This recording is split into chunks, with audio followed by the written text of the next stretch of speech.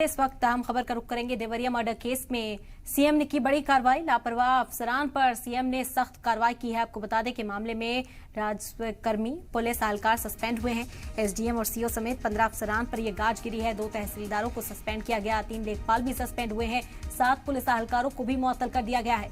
CM Yogi Adityanath का बड़ा action देखने को मिला। देवरिया घटना में गहन समीक्षा के बाद ये एक्शन लिया गया। सीएम योगी आदित्यनाथ के जरिए आपको बता दें कि लापरवाही का इल्जाम जिन अफसरान पर लगा था उन्हीं के खिलाफ अब एक्शन लेते हुए सीएम योगी आदित्यनाथ नजर आए हैं। इस वक्त की बड़ी खबर आप तक पहुंचा रहे हैं।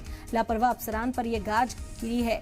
बता दें कि कई पुलिस एहलकारों को सस्पेंड किया गया। एसडीएम और सीओ समेत 15 अफसरान पर यह गाज गिरी है।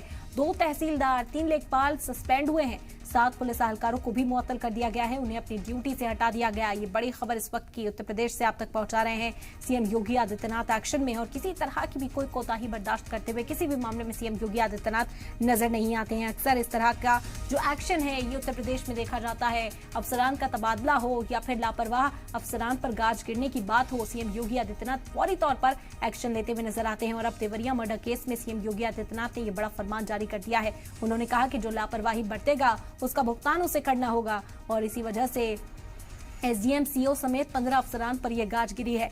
आपको बता दें कि 2 तहसीलदार, 3 लेखपाल सस्पेंड कर दिए गए। इसके अलावा 7 पुलिस एहलकारों को भी मुअत्तल कर दिया गया है, उन्हें सस्पेंड किया गया है, ड्यूटी से हटाया गया है। इल्जाम यही कि उन्होंने अपनी ड्यूटी सही तरीके से नहीं की और जांच में लापरवाही देखी गई थी, जिस वजह से सीएम योगी आदित्यनाथ ने फिलहाल उन्हें सस्पेंड करने का हुक्म जारी कर दिया है। 7 पुलिस एहलकारों को मुअत्तल किया गया।